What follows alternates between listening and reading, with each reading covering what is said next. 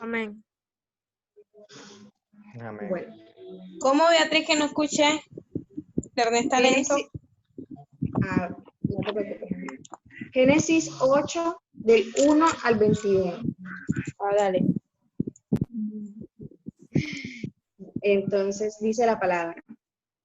Y se acordó Dios de Noé y de todos los animales y de todas las bestias que estaban con él en el arca. E hizo pasar Dios un viento sobre la tierra y disminuyeron las aguas. Y se cerraron las fuentes del abismo y las cataratas de los cielos, y la lluvia de los cielos fue detenida. Y las aguas decrecían gradualmente de sobre la tierra, y se retiraron las aguas al cabo de 150 días. Y reposó el arca en el mes séptimo, a los 17 días del mes, sobre los montes de Ararat. Y las aguas fueron decreciendo hasta el mes décimo. En el décimo al primero del mes se descubrieron las cimas de los montes.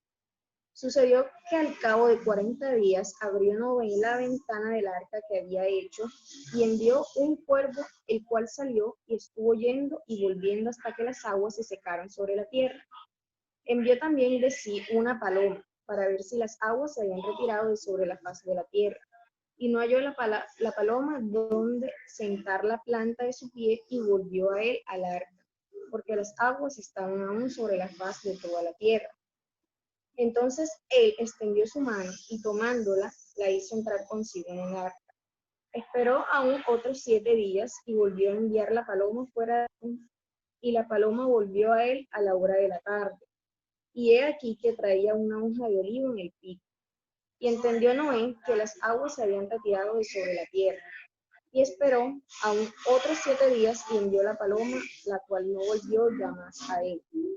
Y sucedió que en el año 601 de Noé, en el mes primero, el día primero del mes, las aguas se secaron sobre la tierra, y quitó Noé la cubierta del arca, y miró, y he aquí que la faz de la tierra estaba seca. Y en el mes segundo, a los 27 días del mes, se secó la tierra. Entonces habló Dios a Noé diciendo: sal del arca, tú y tu mujer y tus hijos y las mujeres de tus hijos contigo, todos los animales que estén contigo, toda carne de aves y de bestias y de todo reptil que se arrastra sobre la tierra sacarás contigo, y vayan por la tierra y fructifiquen y multiplíquense sobre la tierra. Entonces salió Noé y sus hijos, su mujer y las mujeres de sus hijos con él, todos los animales y todo reptil y toda ave, todo lo que se mueve sobre la tierra, según sus especies, salieron del arca. Y edificó Noé un altar a Jehová, y tomó de todo animal limpio y de toda ave limpia, y ofreció holocausto en el altar.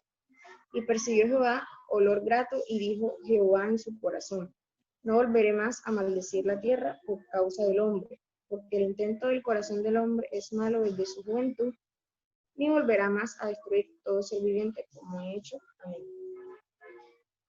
Entonces, bueno, yo estuve leyendo esa palabra y lo llevé como al contexto de que a veces cuando nosotros estamos pasando por alguna situación difícil, queremos a veces como con nuestras propias fuerzas o con nuestros propios medios enfrentar ese problema o tratar de buscarle una solución sin esperar antes que Dios nos hable o nos dé esa señal para nosotros poder dar el siguiente paso. Así como veíamos aquí que Noé, cuando ya vio que las aguas estaban bajando, quiso mandar primero un cuervo y a una palomita a ver si ya las aguas habían bajado, y resulta que todavía no.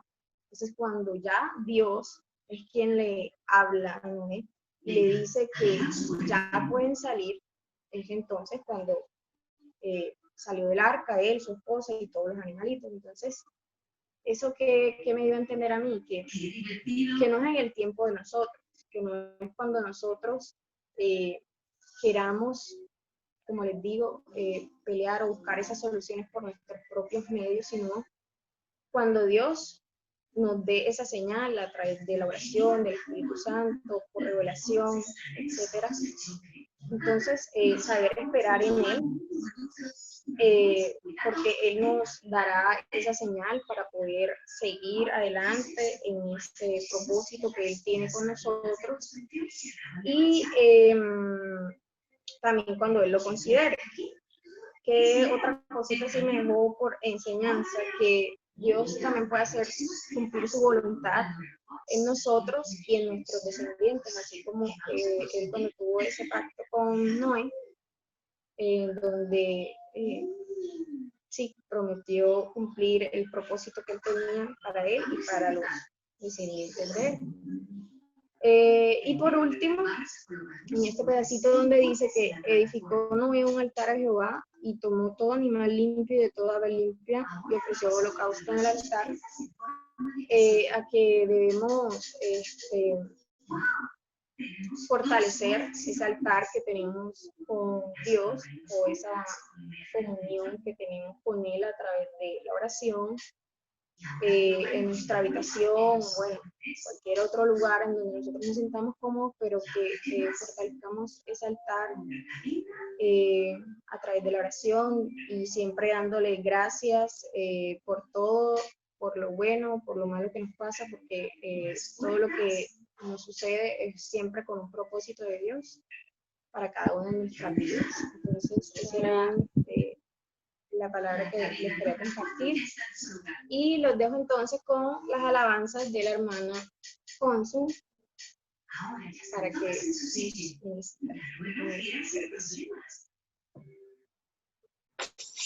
Bueno, vamos a rendirle adoración al Padre que se merece todo. Vamos a inclinar nuestro rostro, vamos a cerrar para que fluya el Espíritu Santo y podamos concentrarnos más, aunque estemos en las diferentes casas. Que el ambiente no nos distraiga, que el peto no nos distraiga, que la persona que pase por allí, sino que esté esa comunión, esa intimidad de nosotros con Dios. Amén.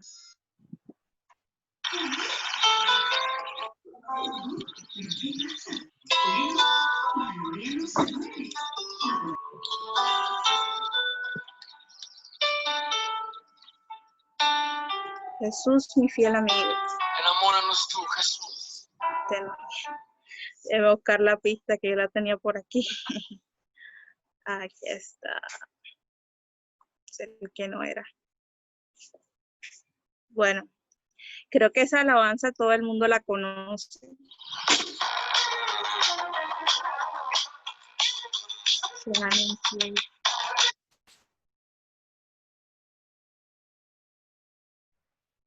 Bueno, ahora sí. Jesús, mi fiel. Vamos a cantar la capela mejor. Me está interrumpiendo mucho. Bueno. Jesús, mi fiel amigo, mi dulce caminar,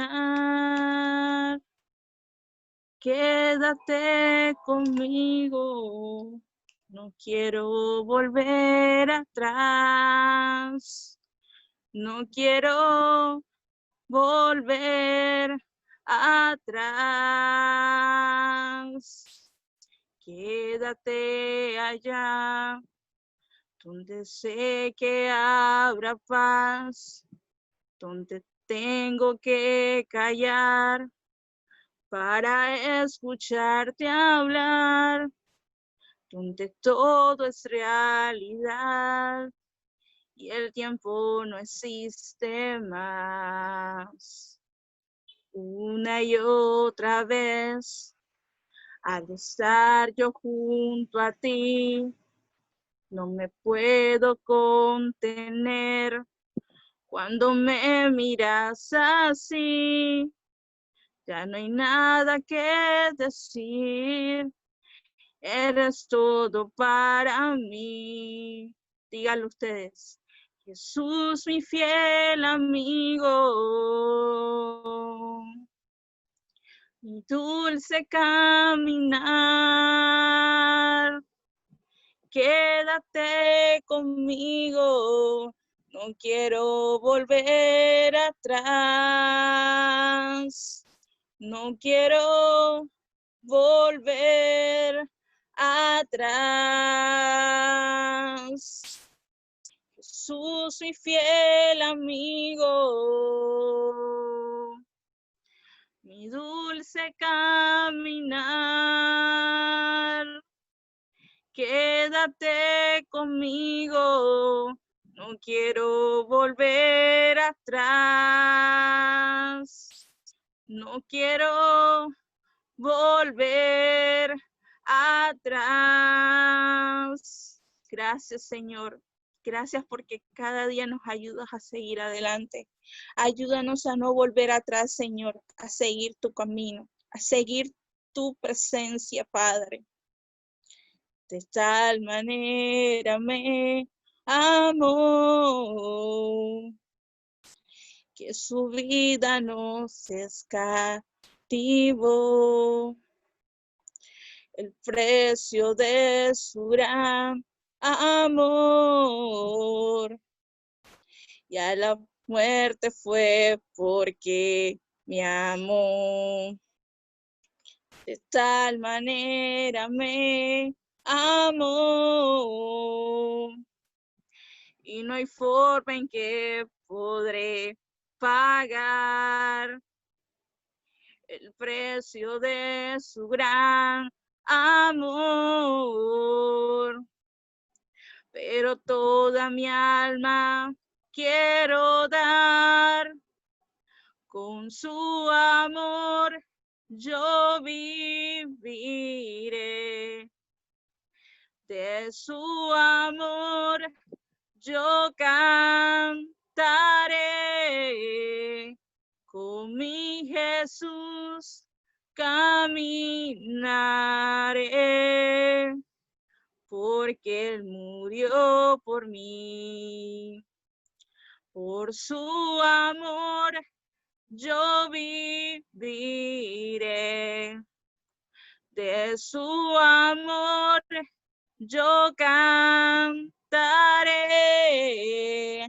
con mi Jesús caminaré, porque Él murió por mí. Le seguiré. Gloria a Dios. Gloria a Dios porque Él siempre está con nosotros. Amén. Bueno, vamos a seguir con esa alabanza que dice, que yo sé que todas se la saben. Es un clásico.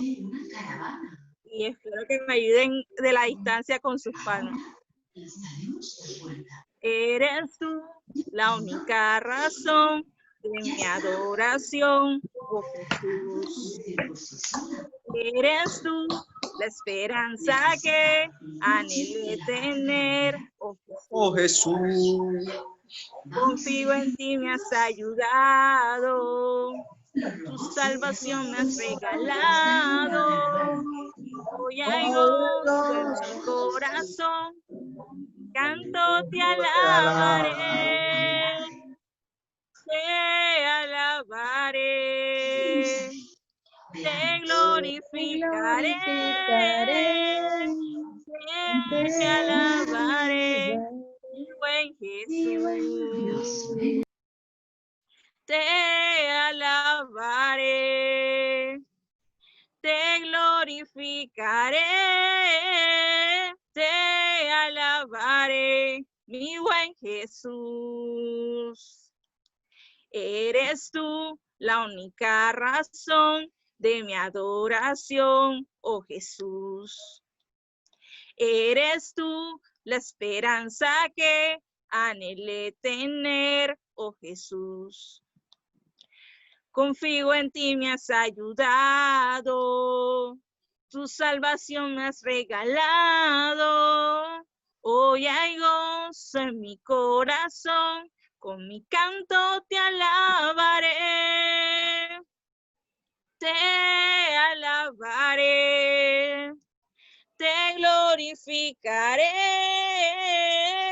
te alabaré, mi buen Jesús. Te alabaré, te glorificaré, te alabaré, mi buen Jesús. En todo tiempo te alabaré. En todo tiempo te adoraré. En todo tiempo te alabaré. En todo tiempo te adoraré. Gloria a Dios. ¿Y quién vive? ¿Quién vive? Cristo. Cristo. Nombre.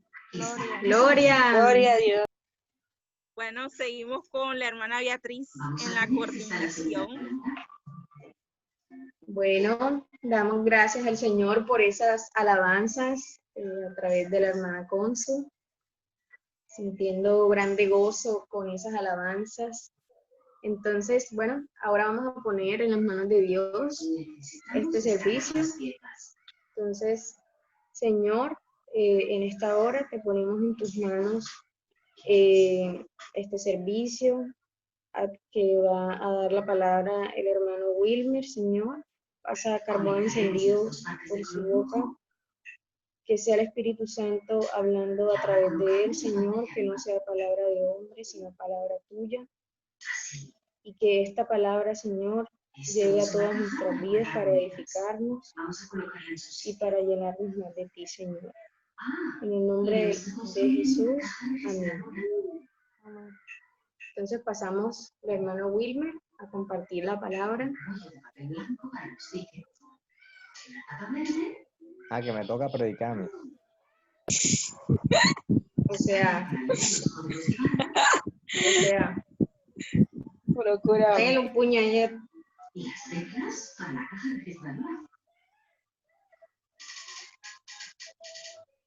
Ya va, déjenme que termine aquí de ubicar aquí. Y se puso hasta simpático el muchacho, ¿ah? Pues. El vestido es para Cristo. Amén. Bueno, ¿Y eso qué es por una ahí, camisa? por ahí estaba Juliano. ¿Qué le pasó? Ya lo vi, ahí está. Mi hermanazo, me alegro de verlo por acá. Gracias, igualmente, sí. Ya como la gente tiene plata ahora en cuarentena, como todo el mundo se ha hecho negocio, ya no se Ojalá fuera aparecen por verdad. aquí. Ojalá fuera verdad. Por aquí, ¿quién más está? Yanka, Martín, Carolai, Mafe, Javi, Consuelo.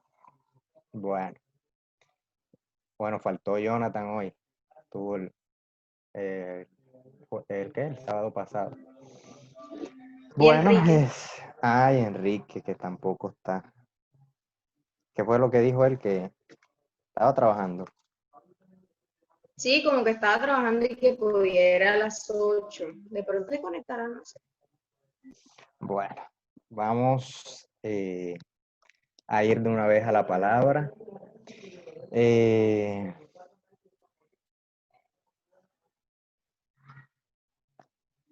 Hoy,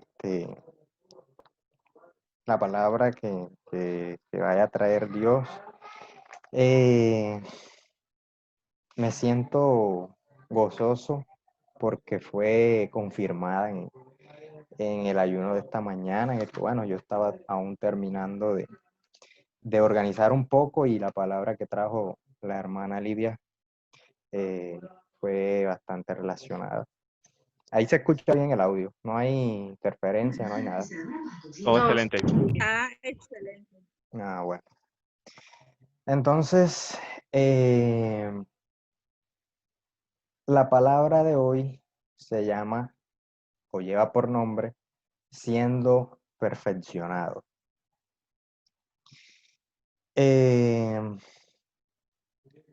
Debemos comprender que Dios nos somete a un constante perfeccionamiento en su amor, y curiosamente, la manera en que lo hace es con pruebas. Y cuando hablamos de pruebas, siempre ha inmerso un proceso, ¿cierto? Entonces, esos procesos a veces nos traen padecimientos, a veces nos traen tristezas, a veces angustias, calamidades, cosas que lo que menos uno espera, ¿cierto? Tropiezos, pero todo eso con el fin de que ese proceso nos produzca un conocimiento, un aprendizaje y que podamos en medio de ese proceso aprender a depender de Dios y de la fe que tengamos en Él. Amén. Entonces, yo quiero que se dirijan a la Biblia, vamos a la palabra, en 2 Corintios, capítulo 4, versos 7 al 12.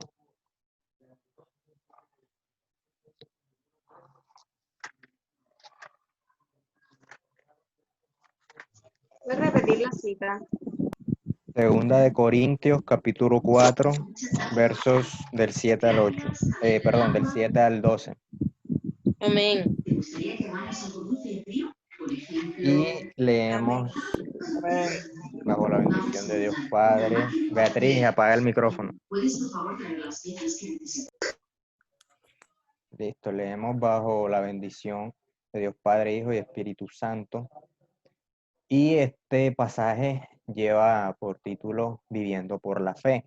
Y dice así: pero tenemos este tesoro en vasos de barro, para que la excelencia del poder sea de Dios y no de nosotros, que estamos atribulados en todo, mas no angustiados, en apuros, mas no desesperados, perseguidos, mas no desamparados, derribados, pero no destruidos, llevando en el cuerpo siempre por todas partes la muerte de Jesús, para que también la vida de Jesús se manifieste en nuestros cuerpos.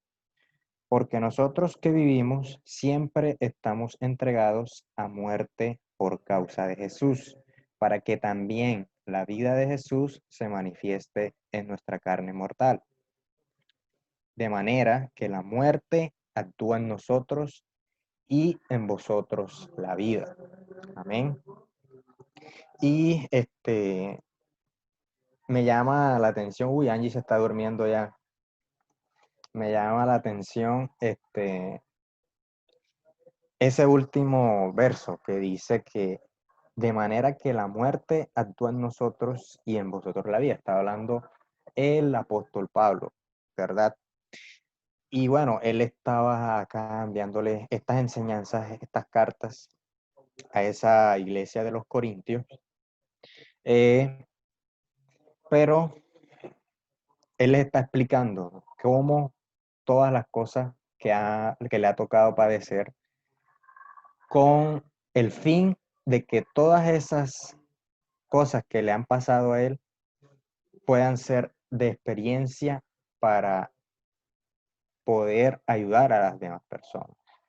Porque en eso se basa la mayoría de las enseñanzas que nos puedan dar a nosotros. Y debemos entender eso, ¿no? Que todo proceso es una experiencia que nos va a permitir edificar a otra persona. Entonces, por eso, Pablo dice en ese verso 12, que de manera que la muerte actúa en nosotros y en vosotros la vida. Nosotros, cuando se refiere a nosotros, está diciendo a los creyentes, ¿cierto? A los que de alguna manera ya tenemos un conocimiento de la palabra, que ya nos han predicado el evangelio, pero que no estamos exceptos de pasar tribulaciones, que no estamos exceptos de pasar padecimientos. Y cuando dice que la muerte actúa en nosotros y en vosotros la vida, él está hablando a esa congregación, le dice: en nosotros está la muerte, está actuando la muerte para que en ustedes pueda haber vida. Es decir, que lo que para nosotros hoy, esa situación, ese proceso, cualquiera que sea que estemos pasando, que parece una situación bastante compleja de solucionar, ese proceso que para nosotros hoy parece muerte, mañana esa experiencia le va a ser de vida a otra persona. Amén. Y esto le es necesario a cualquier hijo de Dios. Cuando por algún motivo se empieza a ocupar, cuando nos empezamos a ocupar en otras cosas, en nuestro trabajo, en nuestros estudios, empezamos a ocupar ese tiempo de Dios en otras cosas y nos empezamos como a distanciar. Entonces, es esa la razón por la que muchas veces nos es necesario ser procesados de esta manera. Y ahí mismo en ese mismo libro de 2 de Corintios, vamos al capítulo 12, de los versos 7 al 10. Vamos a leer otro pasaje aquí. Me avisan cuando lo tengan. Capítulo 12, versos 7 al Amén, 10. amén. Amén.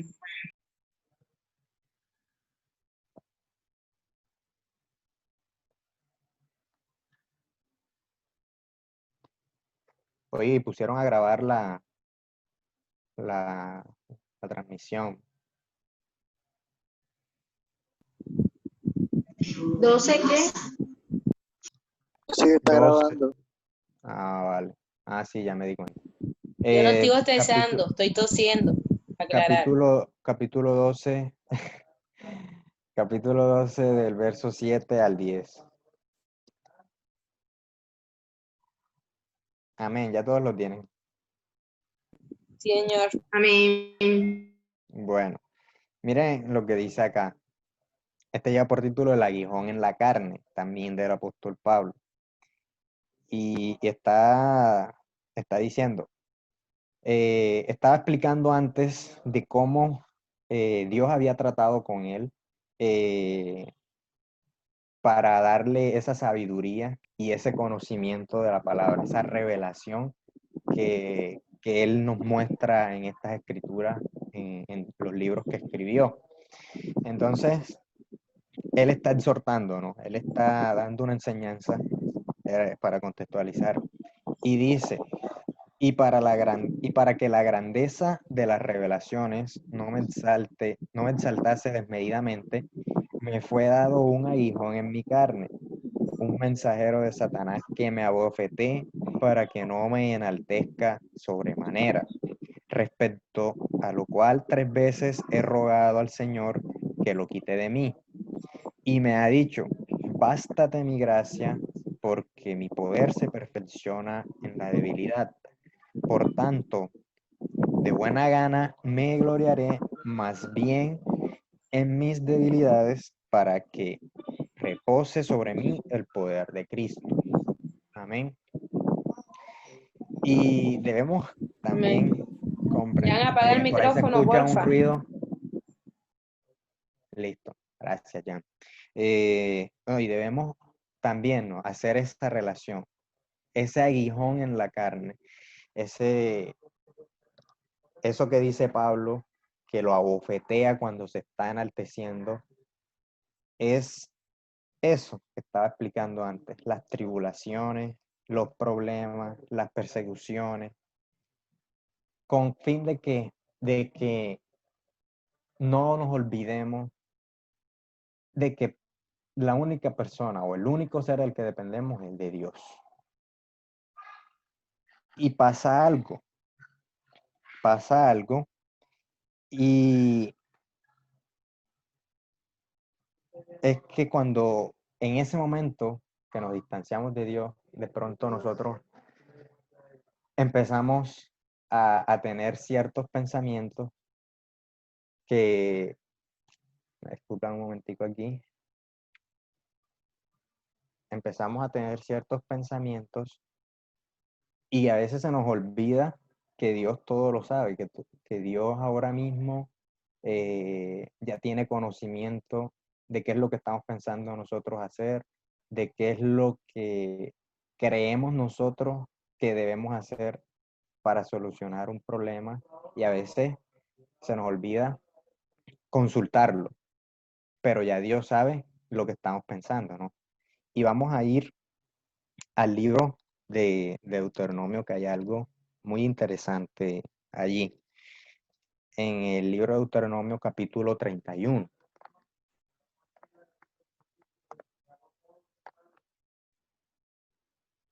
Capítulo 31, versos del 19 al 21. Dice la palabra. ¿Ya lo tienen? Amén. Amén. Mafe. Se le detuvo la imagen. Mafe lo tiene. Deuteronomio, ¿qué dice? 31, capítulo 31, verso 19 al 21.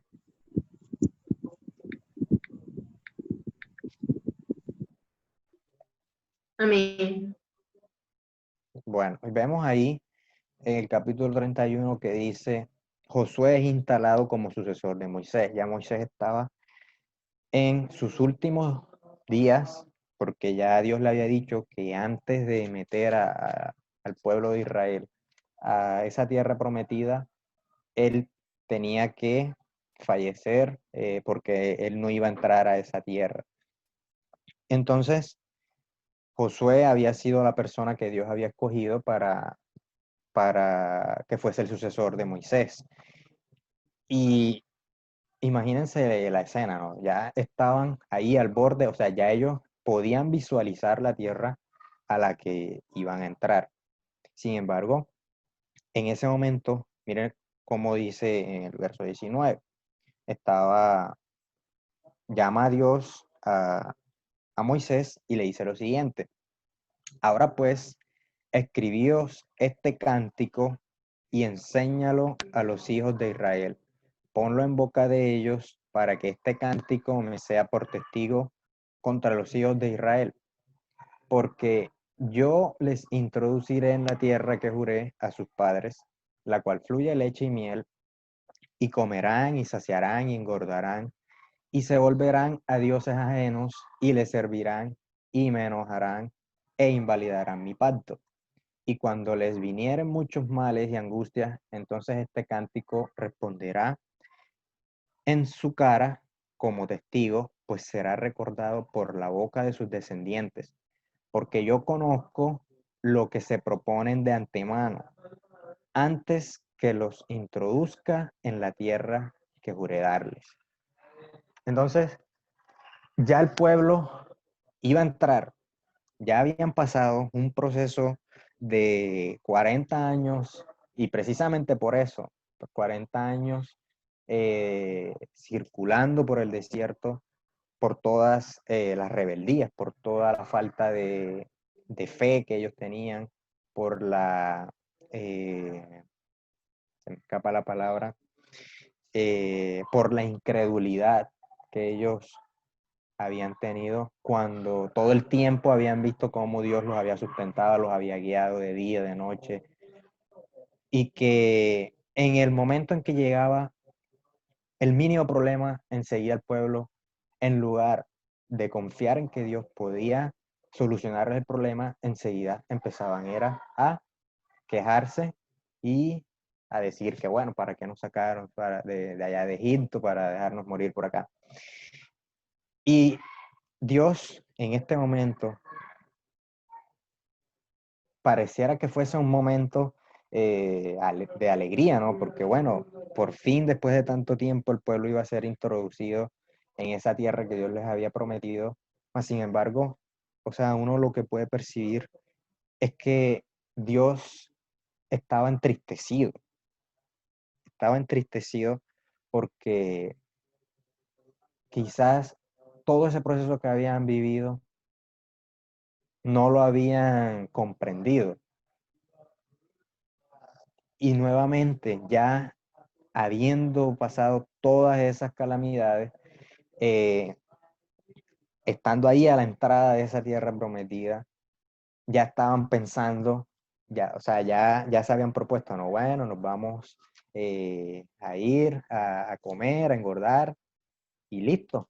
Y ya nosotros caminamos por el desierto y ya ahora lo que viene es gozo y ya Dios hizo su trabajo y ya no lo vamos a necesitar más.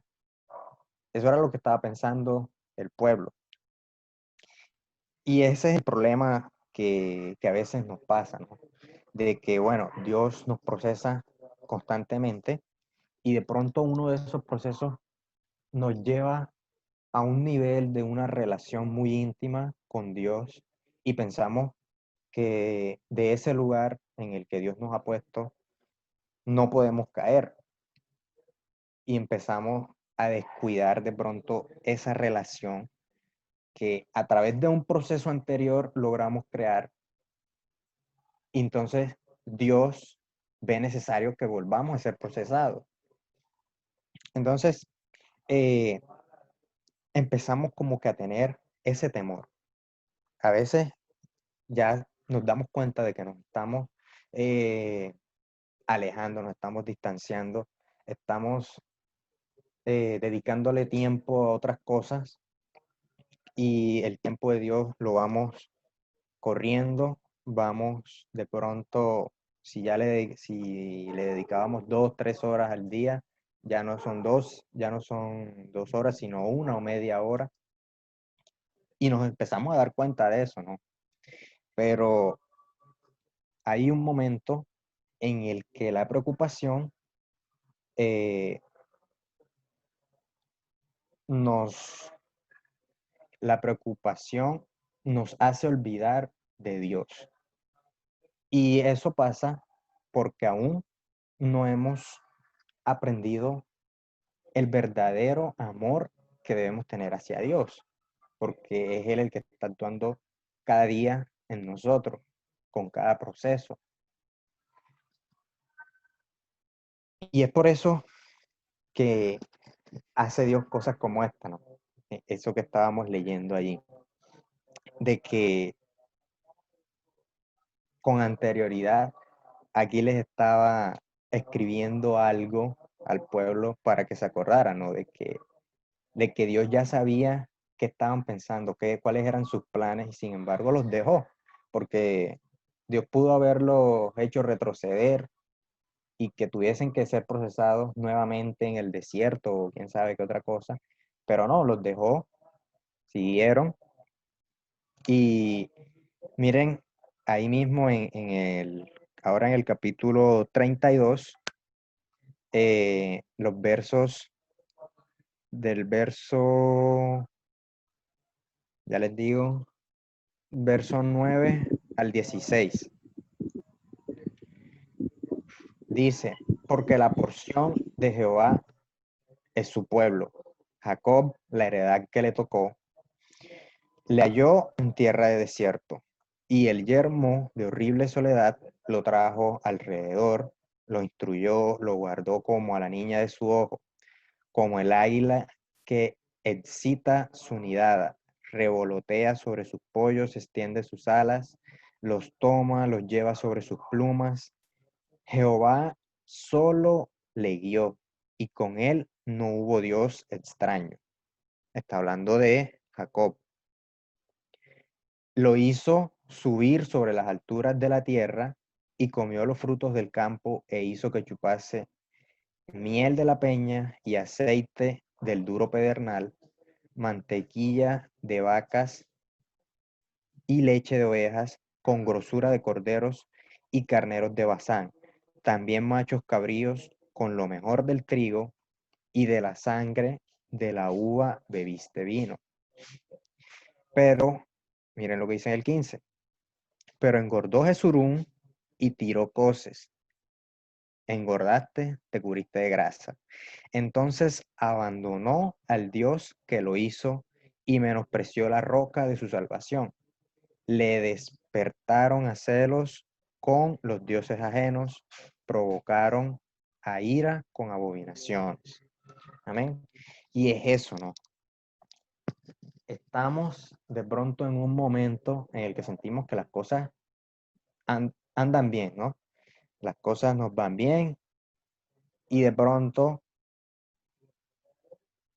le quitamos la gloria a Dios, ya no le damos esa gloria a Dios, nos olvidamos de que fue Él el que nos puso ahí. Y entonces nos olvidamos, ¿no?, de esa roca que es Dios.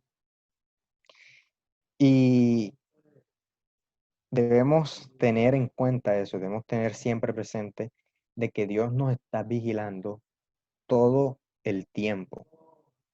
Miren cómo dice ahí el verso 18, ahí donde estábamos. De la roca que te creó te olvidaste, te has olvidado de Dios, tu creador. Y vamos a ir al Salmo 32. Salmo 32, en el que nuevamente ahí lo recuerda Jehová. En el verso 8 dice, te haré entender y te enseñaré el camino en que debes andar. Sobre ti fijaré mis ojos. Entonces, para que en ese tiempo en que estamos distanciados de Dios, en el que estamos alejados de esa presencia de Dios, estamos un poco, sí, apartados, de pronto ya hemos pasado esas mismas situaciones por las que estamos pasando, pero en ocasiones anteriores Dios nos mostró de qué manera solucionarlo. Pero como estamos como, no sé, estamos como entorpecidos, de pronto atemorizados de qué es lo que pueda pasar por ese distanciamiento que tenemos con Dios, como que nos turbamos, ¿no? Nuestro pensamiento se turba y aunque sepamos qué hacer, tengamos el conocimiento en la Biblia, dónde buscar el consejo, de qué forma acudir a Dios, de qué forma enfrentar el problema, no podemos hacerlo. ¿Por qué? Porque simplemente nuestro cuerpo está dominando sobre nuestro espíritu, sobre esa relación en que tenemos con Dios y nos impide ir, nos impide hasta incluso estudiar, nos impide consultar a Dios sabiendo qué es lo que debemos hacer. Y quizás ese problema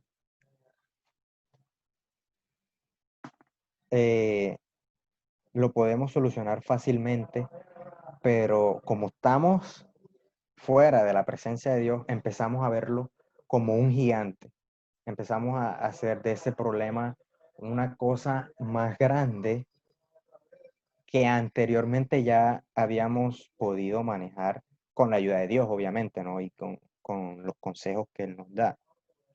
Pero entonces, ¿sabes qué hacer, no? Sabes que estás distanciado y empieza un temor de el mismo espíritu te empieza a decir que algo estás haciendo mal y es entonces a lo que vamos de la enseñanza, de ese perfeccionamiento que Dios quiere para nosotros. ¿Por qué? Porque si tú o si cualquiera de nosotros aún no está totalmente convencido del amor que Dios siente por nosotros, es ahí donde nuestra fe duda, ¿no? Y dudamos de lo que Dios puede hacer por nosotros. Entonces llega ese temor y hay una palabra que es fundamental, que está en Primera de Juan 4:18 y que fue esa con la que la prédica de esta mañana del ayuno, la hermana Livia, ese mensaje que trajo Dios me confirmó esta palabra para traerla esta noche. Primera de Juan, capítulo 4, verso 18.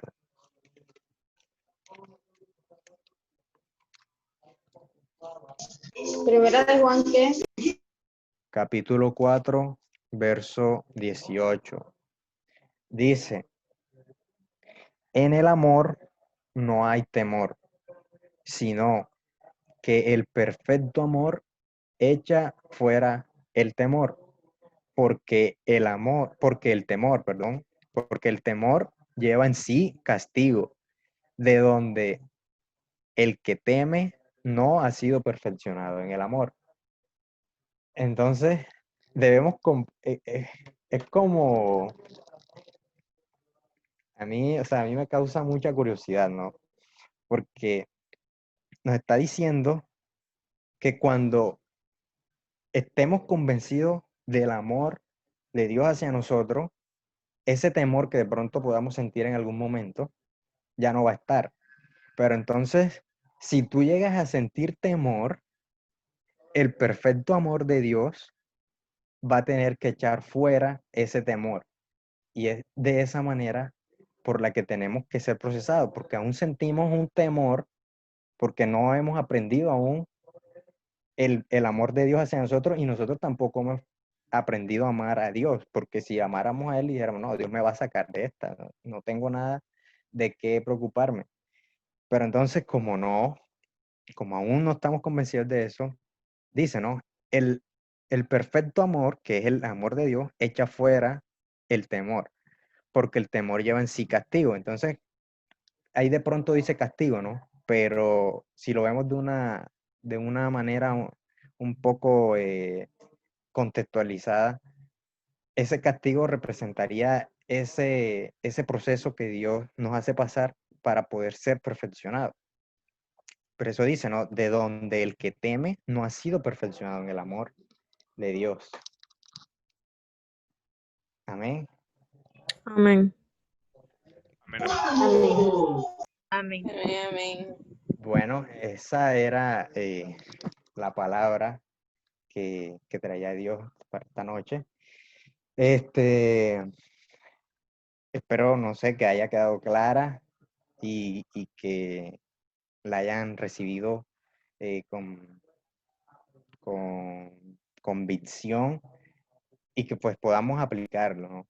Y podamos estar conscientes de cómo es este amor de Dios, que nos dicen que es amor, pero cuando nos hablan del amor de Dios a veces pensamos que todas las cosas van a ser bonitas, pero aquí nos está mostrando Dios que su amor también es esa forma de procesarnos para podernos perfeccionar y lo que decíamos antes, ¿no?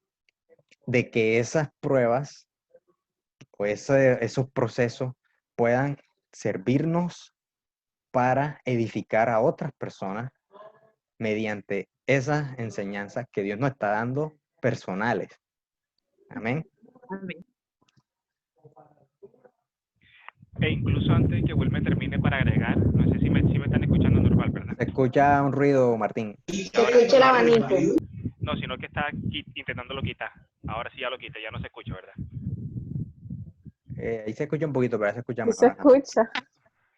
Ah, bueno, entonces, bueno, como para corroborar lo que dice Wilmer, muchas veces asociamos como el amor de Dios, digamos, en algún punto de que, como Wilmer decía, que Dios simplemente nos va a brindar quizás cosas buenas y obviamente sabemos que de Él solamente vienen cosas buenas y relacionamos como el amor como que allí no va a haber ningún castigo. Y justamente en eso se basa el amor, en que Dios ve que de cierto modo estamos haciendo algo que es en cierto punto desagradable ante los ojos de Él y es necesario que por ese amor Dios nos castigue en el sentido de que tenemos que ser corregidos, tenemos que ser trabajados, tenemos que ser tratados. Incluso Proverbios 3:12 dice que porque Jehová al que ama castiga, como el padre al hijo a quien quiere. Entonces muchas veces cuando somos castigados no significa que Dios tiene una represalia con nosotros, de que Dios nos tiene rabia, de que Dios nos tiene odio.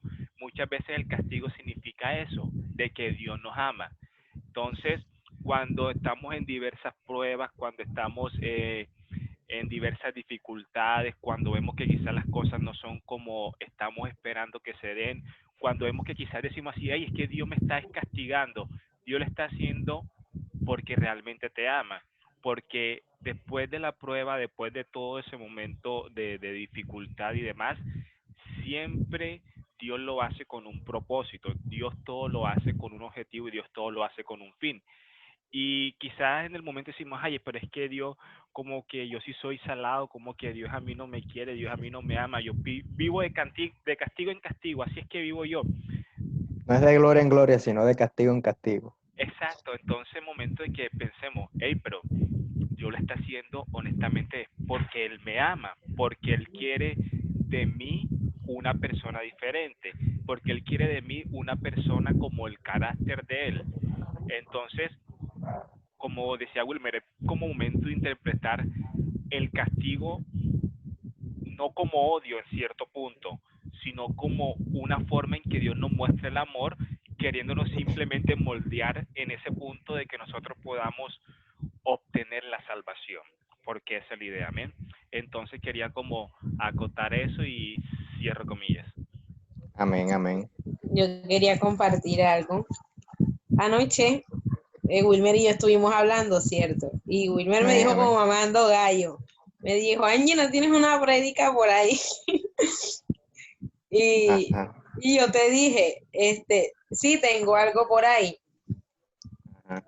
Y para mi sorpresa, bueno, no solamente que lo mencionó la señora Livia esta mañana, sino el último versículo que acabo de mencionar, Wilmer, era uno de los versículos que van con lo que yo he estado pensando, meditando en esta semana. Y básicamente es la misma prédica, Pero, Voy a cobrar los derechos de autor. bueno, porque yo como 2 semanas meditando en este último versículo que tú mencionaste. Y yo relacionaba esto porque estaba leyendo Juan y pasa que cuando Jesús muere, dice la Biblia que María fue a ver en el sepulcro, a ver Jesús y que la piedra estaba removida. Y cuando ella ve esto, ella va a donde los discípulos a avisarles que Jesús no estaba. Y ahí pasa algo, dice la Biblia que Pedro y el que amaba a Jesús salieron corriendo a ver. Pero dice la Biblia que llama a Juan como el que amaba a Jesús, dice que Juan como que corrió y Pedro como que caminó. Y eso fue una pregunta que yo me quedé haciendo, pero ven acá, porque porque Juan corrió y porque Pedro caminó normal? Sí, creo yo que cuando uno ama a una persona y se le muere un ser querido y te dicen, oye, el cuerpo de fulanito no está, tú sales corriendo, ¿cierto? De una. Tú dices, bueno, aquí qué fue lo que pasó, no me voy a ir caminando normal. Pienso yo acá, yo dije, esa fue la reacción de Juan. Y mi respuesta estaba en eso, que en Juan se había sido perfeccionado ese amor, porque también me iba cuando Jesús le preguntaba a Pedro, Pedro, ¿me amas? Pedro, ¿me amas? Pedro, ¿me amas? Y por algo Jesús le estaba haciendo esa pregunta. Y esa era y entonces mi conclusión iba a este último versículo que compartió Wilmer. Primera de Juan 4:18.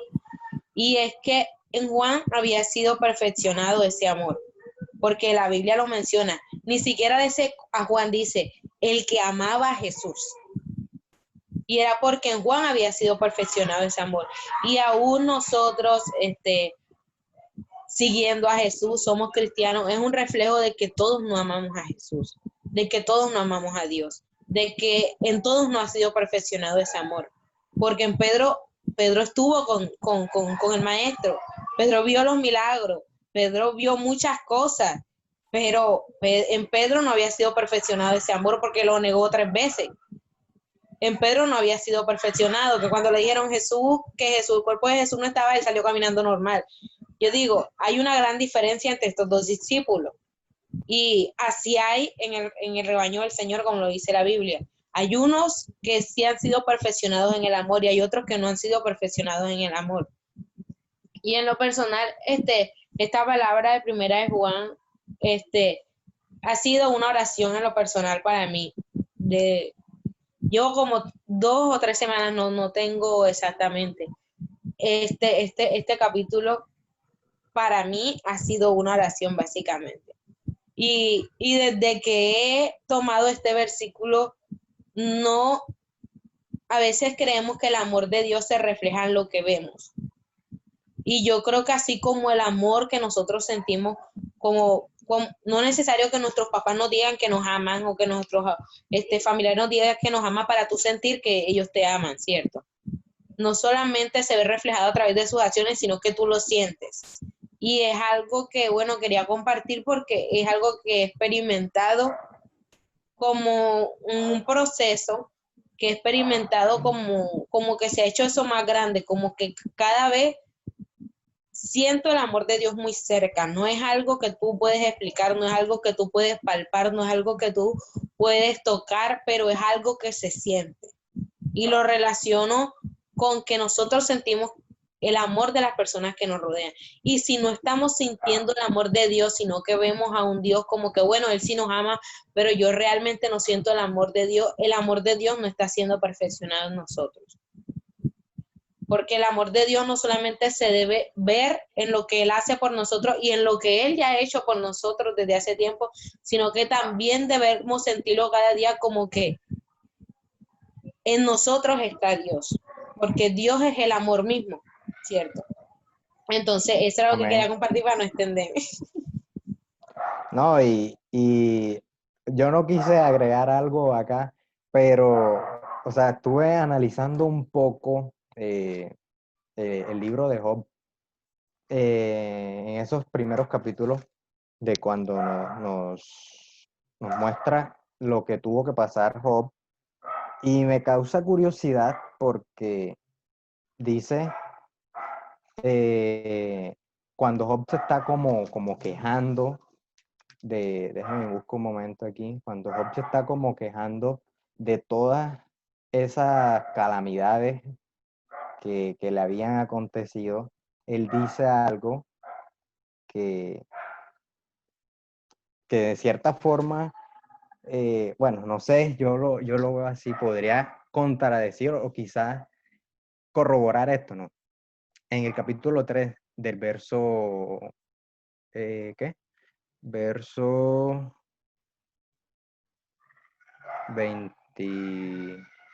24. Bueno, del 23, vamos a leerlo el 23. Mira, dice, ¿por qué se da vida al hombre que no sabe por dónde ha de ir? Y a quien Dios ha encerrado. Pues antes que mi pan viene mi suspiro y mis gemidos corren como agua. O sea, Job estaba diciendo, ¿no? O sea, ¿por qué me pasan estas cosas si antes de yo comer ya yo estoy dando gracias por eso, ¿no? Agradeciendo por todo lo que Dios me da? Pero miren más adelante lo que dice, porque el temor que me espantaba me ha venido y me ha acontecido lo que yo temía. Entonces, o sea, como, ¿cuál era el temor que tenía Job? Porque acá nos está diciendo que hubo en la tierra de Uz un varón llamado Job. Este hombre era perfecto y recto, temeroso de Dios y apartado del mal. Sin embargo, más abajito ahí en ese capítulo 1, dice, ¿no? Que Job tenía muchas propiedades, tenía ovejas, vacas, de todo, pero tenía hijos y que sus hijos hacían unos banquetes en sus casas, cada uno en su día, y enviaban a llamar a sus hermanas para que comieran con ellos, ¿sí? Y entonces Job se preocupaba por eso, porque no sabía qué estaban haciendo sus hijos allá en sus casas, y Job pensaba, eh, cada uno, cada uno en su día y enviaba a llamar, ajá, en el 5 dice, y acontecía que habiendo pasado en turno los días del convite, o sea, lo de la invitación de las fiestas que hacían los hijos, Job enviaba y los santificaba y se levantaba de mañana y ofrecía holocaustos conforme al número de todos ellos, porque decía Job, quizá habrán pecado mis hijos y habrán blasfemado contra Dios en sus corazones. De esta manera hacía todos los días. O sea, no sé, abro debate aquí. O sea, en sí, ¿cuál era ese temor que tenía Job? Porque si decía que era un varón perfecto, entonces tampoco había sido perfeccionado en ese amor del que estamos hablando. Porque, o sea, no le veo otra lógica por la que Dios hubiese permitido entonces que le pasaran todas esas cosas. Voy a hablar. Yo ¿Quién es? pido la palabra en segunda. Beatriz. Bueno, ¿Quién? Consuelo. primero yo. De hecho, estaba analizando un poco que hay dos clases de temor. El temor que tú tienes a Dios como ser supremo, como ser que si yo hago esto, yo sé que no está delante de los ojos de Dios. Bien, ese es un temor, pero a la vez también es un amor, porque tú sabes que estás haciendo lo malo delante de los ojos de Dios. Entonces yo pienso que Job, cuando pedía en sus oraciones que por sus hijos, no era un temor de no confiar en Dios, sino un temor porque él sabía quién era Dios, sabía que era un ser supremo, que era un ser grande, y que si sus hijos se habían equivocado de alguna u otra manera, o sea, era el temor de no, que ellos no hicieran lo malo, o sea, hicieran lo malo delante de los ojos de Dios, más que todo. Me Pero hago más entender. sí, yo te entiendo. Pero más sin embargo, yo lo sigo viendo como un temor de que Dios no podía, o no sé, o sea, eso que dices tú es correcto, Pido ¿no? la De palabra. que él podía tener temor de que Dios se airara contra sus hijos, pero porque eres así. también podría ser de que tenía un temor de que Dios no podía hacer algo para cambiar esos hábitos que tenían sus hijos. Es más, en la palabra dice, el principio de la sabiduría es el temor a Jehová. Entonces ahí no habla de un temor que tengo miedo de o no confío en Dios, sino que el temor en decir, bueno, Él es más grande que yo, si yo hago las cosas conforme a lo que está escrito, conforme a lo que Él ha dicho, yo voy a alcanzar esa sabiduría. Entonces yo digo que él no sentía un temor de no confiar en Dios, sino más que todo de lo que probablemente hayan hecho sus hijos, ya, de corregir o enmendar ese error. No porque no confía en Dios, porque si no fuese así, imagínate todo lo que le sucedió, que perdió su ganado, perdió sus riquezas, perdió todo, y aún así nunca renunció a Dios, a pesar de que la mujer le decía, renuncia a tu fe y sálvate, pero yo Y que lo veo se esa quejó perspectiva, no sé. que de tantas tribulaciones, ¿no? El mismo Job, tantas tribulaciones, llega un momento en el que, o sea, él decae anímicamente, que viene acá, creo que es Elifaz, sí, que es el que como que le da ese consuelo. Él dice, oye, pero ven acá, si tú antes, enseñabas la palabra y dabas consejos, ¿por qué estás hablando así? O sea, como si se te fuese a acabar el mundo, si tú confías plenamente en Dios, ¿qué te pasa? Eso fue como que básicamente lo que le fue a decir Elifaz. Beatriz, ¿tú qué ibas a decir? Bueno, siguiendo un poco la idea de que estaba comentando Consuelo, yo pienso que el temor que de pronto tenía era, o sea, por todo también lo que hacía por sus hijos, que él ofrecía tantos sacrificios o holocaustos a Dios por todo lo que ellos hacían, era porque también lo que tú decías, de pronto él tenía un temor interno de que sus hijos no pudieran cambiar y que Dios hiciera algo, o sea, como en contra de ellos, no sé, en contra de su familia, que él no pudiera como humanamente hacer más nada, o sea, que se cumpliera como la voluntad de Dios, o sea, ¿cómo les explico? En torno a su familia, o sea, que les pasara algo a ellos, que él le diera temor, por eso de pronto él, no sé, o sea, daba tantas ofrendas por ellos para que de pronto no les pasara nada. De pronto ese era el temor que Sí, él tenía. correcto. por eso es que dice que él daba ofrenda, ¿no? Para quizás como que tratar de subsanar un poco de pronto el pecado que probablemente estaban cometiendo sus hijos. Entonces, como anteriormente esa era la forma de, a través de los sacrificios, como que de sanar esos males que hacíamos. Por eso hacía tantos sacrificios. Yo quiero decir algo. Tenemos claro que el temor que sentía Job era porque de alguna manera él sabía que sus hijos en algún momento tenían que pagar todo lo que estaban haciendo. Que por más que él hiciera ofrenda, Dios es justo y ellos en algún momento tenían que pagar y van a tener sus consecuencias. Él sabía que eso iba a llegar. Y sabemos que él ya sabía eso, él era un varón de Dios. Él de alguna manera, bueno, dice la Biblia que Dios, antes que pasen las cosas, Dios se los muestra a su profeta. Y yo digo, bueno, Job tenía una relación muy especial con Dios. De alguna manera él quizás no se esperaba que todo eso iba a pasar así, pero de alguna manera él debía saber que eso iba a pasar. Y si nos damos cuenta que, sí, la Biblia dice que Job era un varón perfecto, si nos damos cuenta, para las pocotón de cosas que le pasaron a Job, cayó hasta donde pudo, pero que llegó a un punto de debilidad, que llega al punto en que él desea no haber nacido. Y yo creo que eso refleja la naturaleza humana de como seres humanos, de que él seguía siendo un ser humano, aunque Dios lo catalogara perfecto. ¿Por qué lo hablaba perfecto?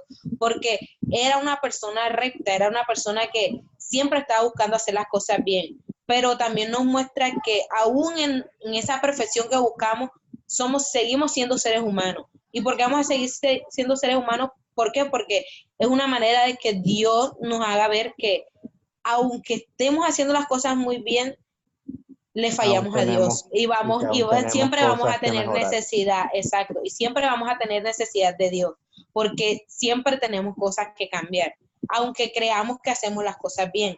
Entonces creo que era algo que le pasó a Job. Sí, Job era un hombre ejemplar, pero él tuvo un momento, un proceso y un momento de debilidad en que perdió todo económicamente, prácticamente toda su familia, su mujer en vez de ser un apoyo era prácticamente el diablo en persona, y sus amigos y quizás todas las personas como que en algún momento lo atacaron, él se vio solo y tú te dices, hey, si yo hago las cosas bien y pierdo todo, él vuelve a esa naturaleza y se da y comienza a quejarse y dice, y yo para qué nací, y yo habla de que cuando él estaba en el vientre de su mamá, que era mejor que no estuviera, o comienza a desear muchas cosas que no estaban bien y que era una forma de quejarse.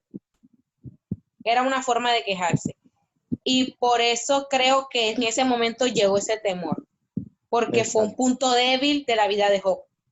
No es que Job no fuera ese varón perfecto que Dios decía, sino que era perfecto entre todos los que habían en la tierra, pero seguía siendo humano. Y sí, en Job había sido perfeccionado el amor de Dios, porque Job era una persona que amaba a Dios, pero seguía siendo humano y también se podía equivocar. Entonces, creo que cuando el amor de Dios se perfecciona en nosotros, nos ayuda a cometer menos errores, pero no nos va a salvar de cometer errores, porque no somos perfectos, porque siempre vamos a necesitar de Dios y siempre vamos a tener cosas que cambiar. Entonces, eso era lo que quería hablar. Ajá. Amén, amén. Bueno, ya sabes que te toca hacer una prédica nueva. Bueno, Beatriz, si puedes. O hablar Martín. Bueno, ya para ya. Habla Martín y ya. Y ya tú terminas, exacto. Bueno, me gusta primero que todo que estén participando. Muy, muy, muy bueno por ese lado todos ustedes. Bueno, en cuanto a Job, como indico, o sea, efectivamente miren cómo Dios habla de Job, que Job es una persona perfecta, que no había como él quizás en la tierra y demás, pero hay algo que es claro en la Biblia y es que la salvación en cierto punto es individual. Amén, Entonces, amén. em, Job era padre, Job era humano, perfecto como lo catalogó Dios, pero por el simple hecho de ser humano, como estaba diciendo Angie, estaba sujeto a pasiones y estaba sujeto a ciertos deseos. Entonces ese temor quizás le albergó en un momento, teniendo en cuenta que, bueno, hey, sus hijos estaban por otro lado, sus hijos no estaban con él.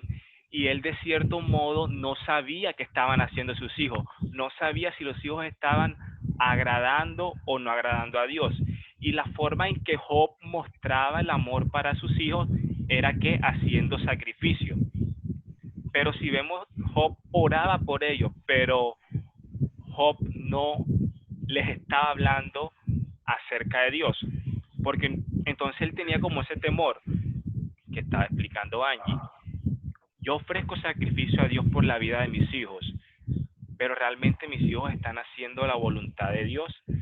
Y eso es como para que nosotros meditemos. Muchas veces, digamos, Wilmer, que Wilmer todos los días, digamos, por Mafe, todos los días ora por Mafe, Dios mío, toma control de Mafe, tal con Mafe, que Mafe nos aparte de tus caminos y cierta y X cosa. Pero Wilmer, cuando está orando, se pregunta, ¿será que Mafe estará haciendo la voluntad de Dios? ¿Será que Mafe estará haciendo lo que yo le estoy pidiendo a Dios que ella haga? Entonces entra el que, Wilmer, entra el temor. Entra el temor. Y no porque tú dejes de confiar de que Dios lo puede hacer, sino que muchas veces es necesario que nosotros coloquemos de nuestra parte. Entonces quizás Job tenía ese temor, tenía ese miedito allí, y no es falta de confianza en Dios, porque si él desconfiara de Dios, simplemente nunca hubiera hecho holocausto por sus hijos, nunca hubiera orado por sus hijos, pero él por el contrario lo estaba haciendo todos los días, lo cual indica que en cierto punto él estaba confiando en Dios, él estaba creyendo en Dios. No sé si Elí en Samuel, que Elí estaba en el templo. ¿Y los hijos de Eli cómo estaban? Los hijos de Eli cómo estaban en el templo. Disculpe por el sonido. ¿Cómo están los hijos de Eli en el templo? Estaban haciendo cosas desagradables delante de los ojos de Dios. ¿Y qué pasó con los hijos de Eli? Lo mismo que pasó con los hijos de Job. Y Eli no era una persona que estaba allí constantemente en el templo, constantemente en la presencia de Dios. Sí lo hacía. Entonces como que, hey, yo no dejo de confiar en Dios, pero somos humanos, somos carne y estamos sujetos a pasiones, estamos sujetos a debilidades, y creo que es algo, pues hasta cierto punto normal, que no nos deja de decir en Dios no creo, porque es que sí estamos creyendo en Dios, pero hay un momento en que la duda, en que el temor, el miedo, pues algunas veces nos va a tomar simplemente por ser humanos. Y eso es lo que quería. Amén, amén. Que no solo Elí fue el que llevó las consecuencias, no solamente los hijos, sino también Elí llevó por las consecuencias de permitir que los hijos de Elí cometieran todo lo que tenían que hacer en el templo, ¿no? Amén. Amén. Bueno, Beatriz, Bueno, ya bueno, hermano, para cerrar. vamos a Mire, ya el darle momento gracias a justo, Dios. Gracias, Enrique. Vamos a darle gracias a Dios por esta porción de su palabra en esta noche. Sí, a ver qué sale, no están escuchando. Señor, te damos gracias por esta palabra, Padre. Gracias porque pudiste poner esa enseñanza en el hermano Wilmer para que pudiera enseñárnoslas a nosotros, compartirlas, y para que cada uno tomemos de ella y la pongamos en práctica en nuestras vidas, Señor. Ayúdanos a ser hacedores y no solamente oidores. Ayúdanos, Señor, a que cada día busquemos más de tu presencia, que si por alguna razón nos alejamos de ti, por los afanes del día a día, por estar ocupados en otras cosas, Señor, llámanos, háblanos, Haznos saber y entender que sin ti no somos nada, que sin ti no podemos lograr nada, Señor, que debemos seguir siendo perfeccionados en tu amor para que logremos tener esa comunión, esa cercanía contigo, Señor. Ayúdanos, Padre, a siempre a buscarte más. Guárdanos de todo peligro. Te pedimos también por todos los chicos que estuvieron aquí presentes escuchando esta palabra del día. Y te pedimos que los guardes en el hueco de tu mano, Señor, a ellos y a toda su familia. Te pedimos bendiciones por cada uno de ellos, por los pastores nuevamente, por toda la iglesia de la justicia, por todos los que están enfermos en estos momentos con la pandemia. Guárdanos, Señor, de ella también. Te lo pedimos en el nombre de Jesús. Amén. Amén. Y amén.